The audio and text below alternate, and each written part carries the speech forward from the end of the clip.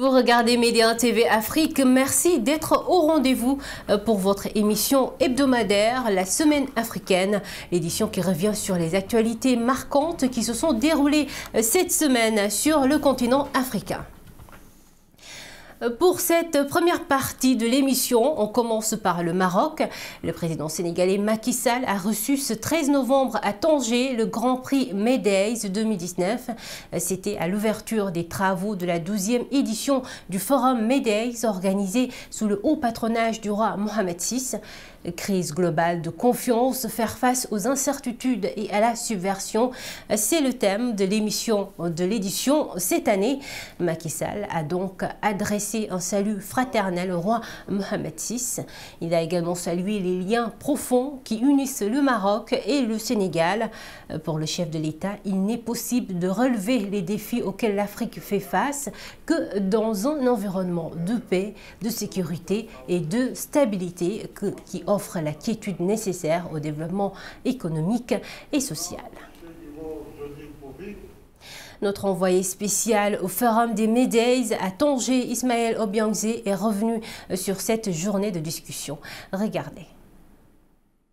Le programme de la journée donne déjà une indication du niveau et de la qualité des sujets en débat. Les échanges ont commencé très tôt sur l'opérationnalisation attendue de la zone de libre-échange continentale avec en prime cette question: faut-il un marché commun ou des marchés communs à l'Afrique? Même le Brexit nourrit les réflexions ici et l'Afrique questionne le débat avec deux options: opportunité attendue ou risque encouru. Comme on peut le voir pendant 4 jours, experts et décideurs venus d'horizons divers ont du grain à moudre. Étant, je veux inscrire en lettres d'or ce forum du Sud avec des décisions importantes à prendre, des décisions qui doivent évidemment tenir compte du contexte de défis sécuritaires à relever, des défis sécuritaires qui sont aujourd'hui à l'origine des retards de développement par endroits. Toujours au Maroc, Ivanka Trump, la fille et conseillère du président américain, était en visite au Maroc la semaine dernière en compagnie du directeur général du Millennium Challenge Corporation. Elle est allée à la rencontre des femmes à Sidi Kassem. À l'issue de sa visite, 2 conventions ont été signées sur le développement des outils d'accompagnement pour l'octroi de parcelles de terre. Plus de détails dans ce récit signé Younes Benzineb et Myriam Hamlechi. Ivanka Trump, accueillie en grande pompe à Sidi Kassem. La fille et conseillère du président américain est allée à la rencontre des femmes dans la commune rurale de Bir Talib. Sa visite intervient dans le sillage du lancement de l'opération de melkisation des terres collectives situées dans les périmètres d'irrigation du Rarb et du Haouz.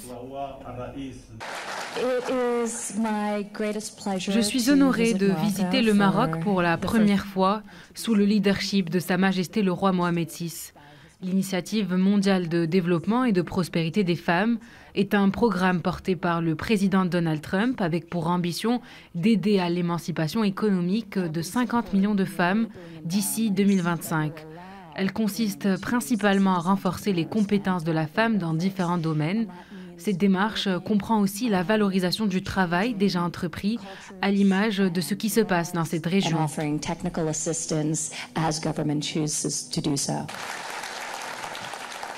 The United States stands ready to help support efforts to ensure women's economic participation. Je salue la décision du Parlement marocain d'avoir validé ce projet garantissant les droits de la femme. Les États-Unis soutiennent ce genre de décision et manifestent son appui au gouvernement marocain. En tant que directeur de l'agence MCC, je suis très content d'avoir collaboré avec le gouvernement marocain dans ce sens. Et nous allons œuvrer ensemble davantage en faveur des droits de la femme partout.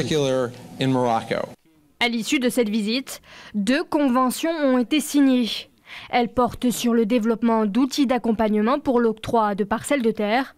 Pour une enveloppe de plus de 6 millions de dollars, ces conventions permettront l'accompagnement à travers des formations sur la production agricole, la gestion financière et la lutte contre l'analphabétisme.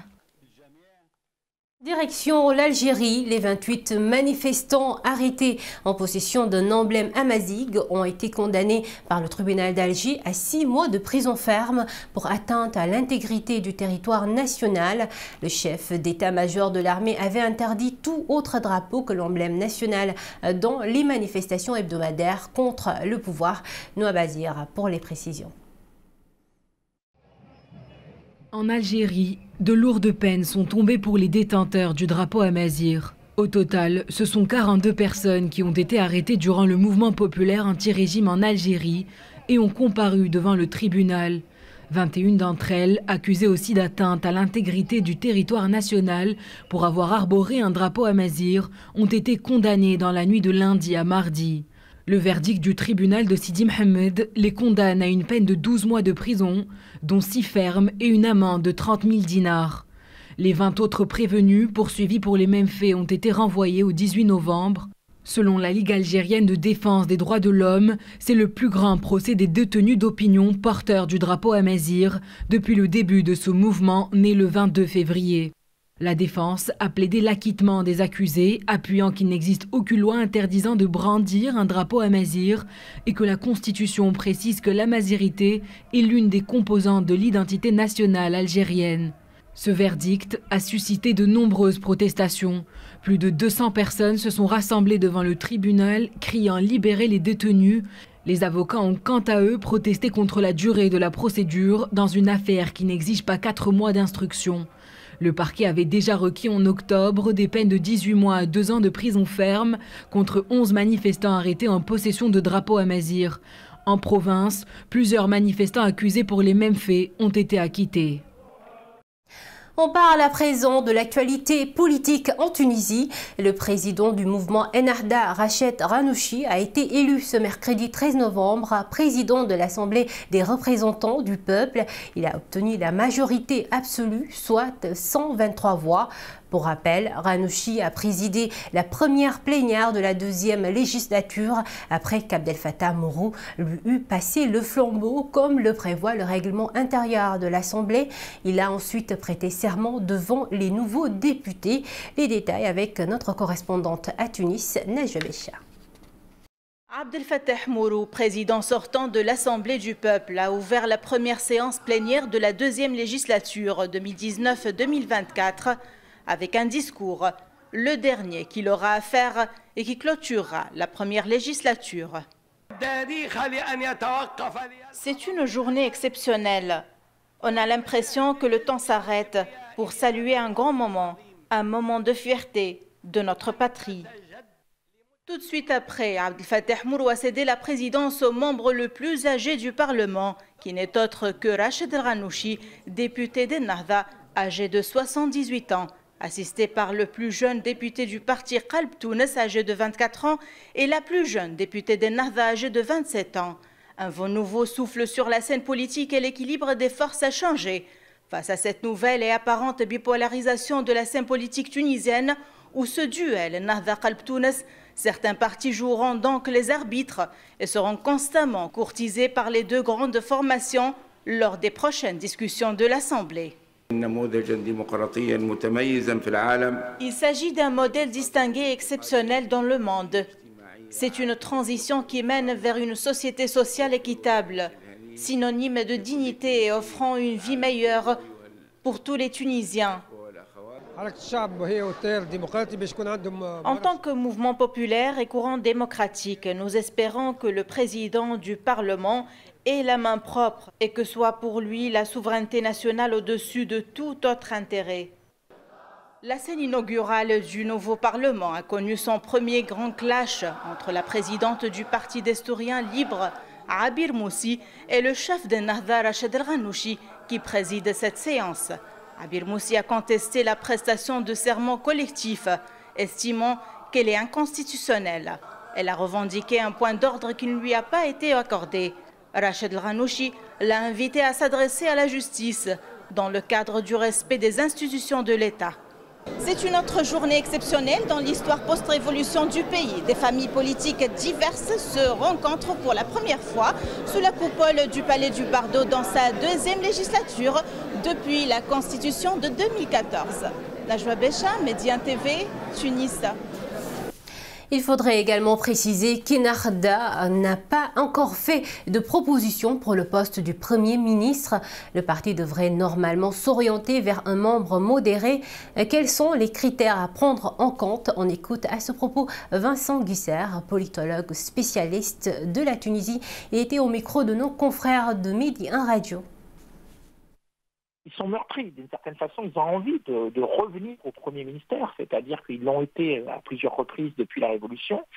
Ils sont aperçus que ça aboutit plutôt à des crispations. Donc là, ils vont choisir quelqu'un, soit quelqu'un qui seront proches d'eux, mais qui ne sera pas islamiste, soit ils vont aller vers un homme plus consensuel, qui, lui, ne sera carrément pas du tout islamiste, mais qui, en même temps, ne sera pas hostile. La grande peur des Nadaouis, c'est en fait d'avoir des gens qui sont hostiles. Ils ont le sentiment d'avoir souffert ces dernières années de stigmatisation, de mise au placard, voire même, dans certains cas, dans le contexte terroriste, de criminalisation.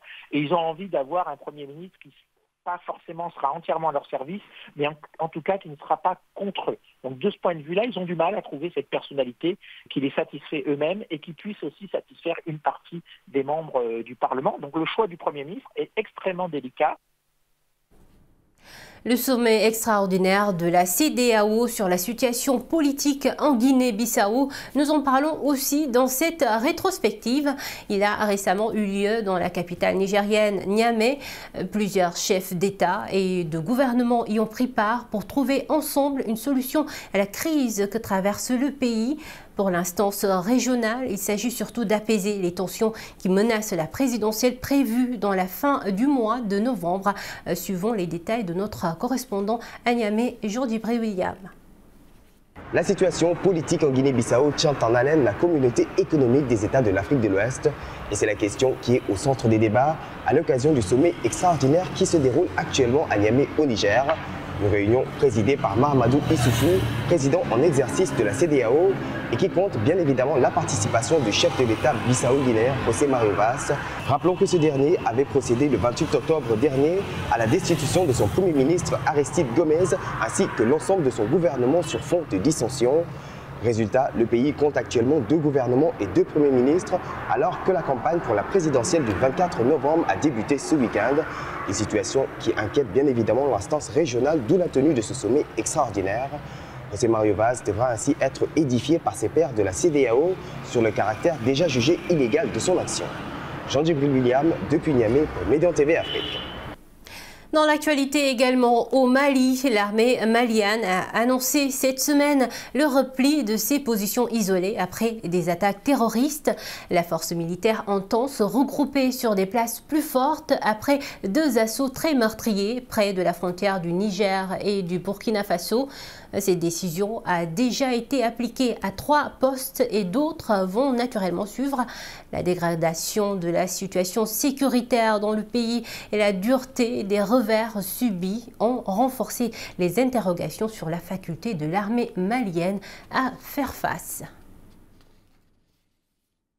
Restons au Mali, mais pour parler d'éducation, le Parlement des enfants a décidé de mener un plaidoyer au niveau continental pour le retour en classe des enfants victimes collatérales de la crise sécuritaire qui secoue le pays. Près de 1000 écoles sont fermées au nord et au centre du pays. Notre correspondant à Bamako, Mohamed Donyoko, nous en dit plus. Au Mali, selon les chiffres officiels, un enfant sur 5 vit dans une région affectée par les conflits. Une situation qui n'est pas sans conséquence sur les droits de ces enfants et plus spécifiquement celui de l'accès à l'éducation.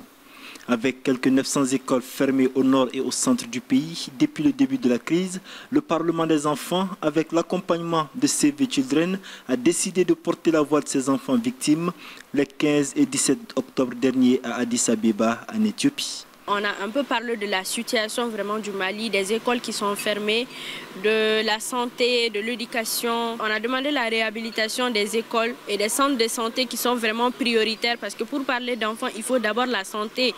Et après la santé, on pense directement à l'éducation qui est vraiment important pour chaque enfant. Le Parlement des enfants et les autres associations de jeunes n'oublient pas de plaider la cause des 168 500 déplacés internes, dont 80 000 enfants, auprès des structures nationales, dont la commission Vérité, Justice et Réconciliation. Une commission qui met un accent particulier sur la scolarisation des enfants dans les camps de déplacés.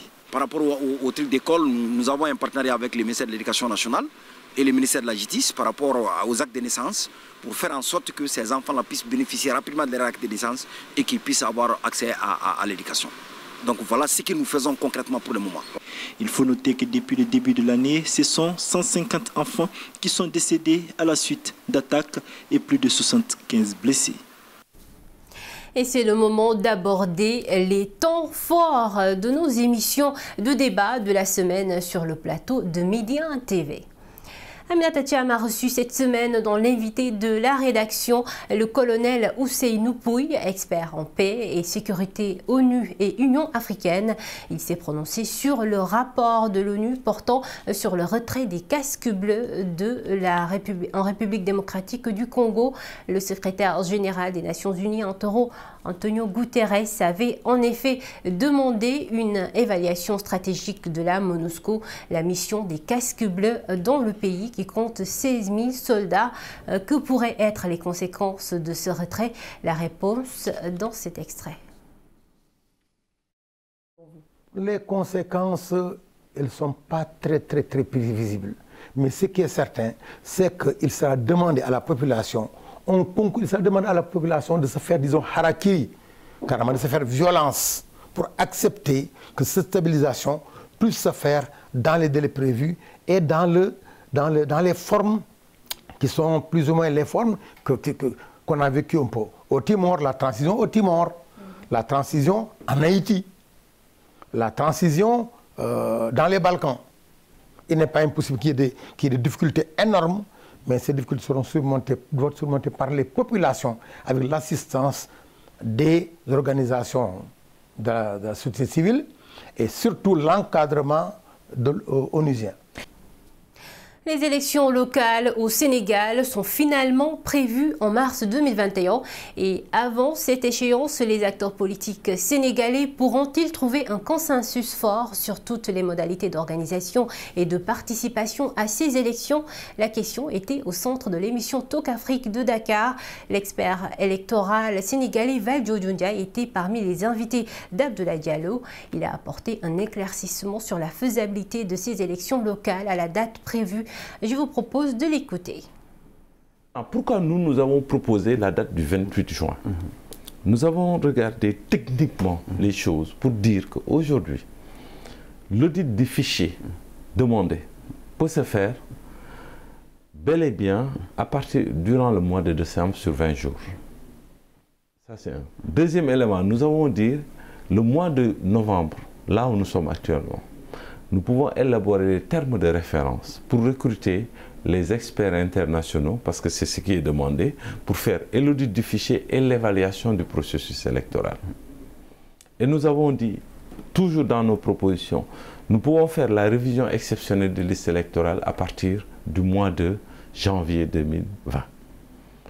Et l'évaluation du processus électoral peut se faire entre le mois de décembre et janvier 2020 de manière concomitante. C'est-à-dire s'il y a un engagement, une volonté politique déterminée, affirmée, on peut y aller de manière efficace et régler cette question-là. Aujourd'hui, la commission politique arrimée au dialogue national du fait de l'expression de l'opposition qui avait demandé de ne pas être sous la tutelle du ministère de l'Intérieur pour ces dialogues-là, c'est des questions logistiques, logistique, tenez-vous bien. Aujourd'hui, pratiquement, on est arrimé au dialogue national. Même pour recruter les consultants, on est obligé d'écrire des lettres à Famara Ibrahima Sagna qui demande d'être installé par Macky Sall et il n'est pas encore installé. Ça veut dire que, donc, on a le sentiment que c'est de manière délibérée qu'on a mis en place tout un dispositif pour retarder les choses au grand maximum. Le 7 novembre dernier, la Banque mondiale a financé à hauteur de 300 millions de dollars le programme d'appui pour le développement des municipalités au Maroc. Le projet sera étalé sur une durée de 5 ans et cible une centaine de villes marocaines. Jesco Hetchel, le directeur des opérations pour le Maghreb et Malte à la Banque mondiale, nous donne les détails de ce programme. Il était l'invité de Khadija Ersan. Nous l'écoutons. Il y a un besoin grand des communes à Maroc. En ce moment, nous, on calcule que les dépenses au total d'une commune pour la population, c'est plus ou moins 1000 dirhams par personne. Et nous, on calcule que les besoins pour les prochaines années, c'est presque 500%, donc 5 fois 700. pour les investissements dans les rues, les services publics, la lumière, et aussi la capacité des communes aussi pour avoir des recettes. Ça, c'est très important aussi. Donc, il y a une gap très grande entre qu'est-ce que les communes font en ce moment et les devoirs à l'avenir. Et ce programme est là pour évaluer les communes, pour accompagner les communes. Ça veut dire vraiment que l'État marocain aide les communes à avoir des plus grandes capacités et aussi donner des incitations aux communes parce que l'idée centrale de ce programme, c'est que les communes vont avoir d'argent, un volume additionnel des recettes si ils ont des performances bien. Et pour cette dernière partie de la semaine africaine, je vous amène à Tanger, au Maroc, pour un moment de sport consacré aux enfants. Le Tanger Marathon Kids qui est cette année à sa 2e édition. Et cette semaine, les enfants ont effectué un mini-circuit du marathon international. Les détails dans ce reportage signé Driss Bousserane avec le récit de Myriam Khamechi. Un marathon pour les grands et les petits. Plus de 200 enfants accompagnés de leurs parents se sont réunis au Marathon international de Tanger.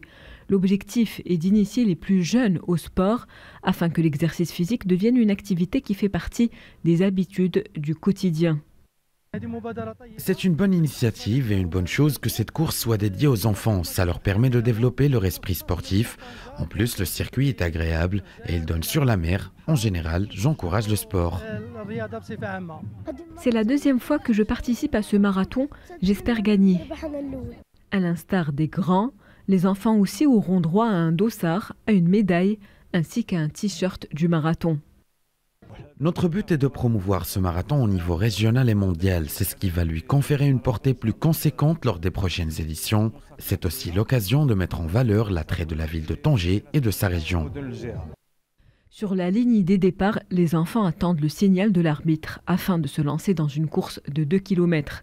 C'est l'occasion pour eux de s'initier au monde du sport, d'apprendre à être compétitifs et à relever tous les défis. Et voilà ce qui a fait l'essentiel de cette édition de la Semaine africaine. Merci de l'avoir suivi. Rendez-vous la semaine prochaine pour un nouveau numéro. Bonne suite des programmes sur Média TV Afrique.